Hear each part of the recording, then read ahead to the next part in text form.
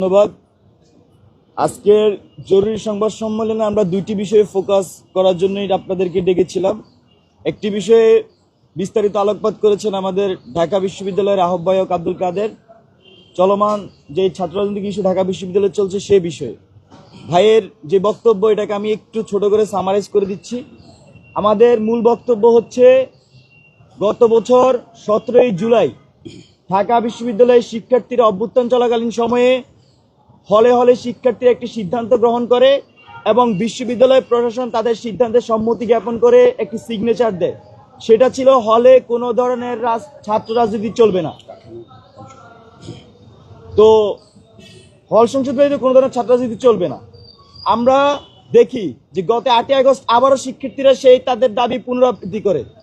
বাংলাদেশ গণতান্ত্রিক ছাত্র সংসদ মনে করে তারা সাধারণ শিক্ষার্থীদের রাজনীতি করে।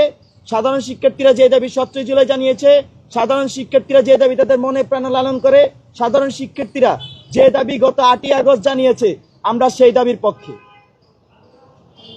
আমরা দেখেছি আমাদের প্রবর্স মহোদয় তিনি বক্তব্যে বলেছেন হলে সকল ধরনের প্রকাশ্য গুপ্ত রাজনীতি নিষিদ্ধ করা হলো, প্রক্টর মহোদয় বলেছেন।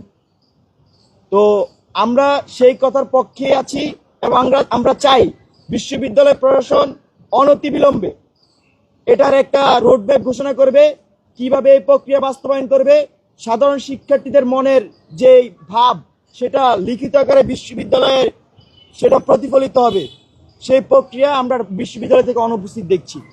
আমরা আজকের এই সংবাদ সম্মেলনের মাধ্যমে বিশ্ববিদ্যালয় প্রশাসনকে আহ্বান জানাই এবং শিক্ষার্থীকে আশ্বস্ত করতে চাই, আপনারা অনতিবিলম্বে বিশ্ববিদ্যালয় প্রশাসন অনতিবিলম্বে হলে কিভাবে অফিসিয়ালি এই ছাত্র রাজনীতি বন্ধ করা যায় সেই প্রক্রিয়া অগ্রসর হন। আর সাধারণ শিক্ষার্থীকে একটা বিষয় আশ্বস্ত করতে চাই, ঢাকা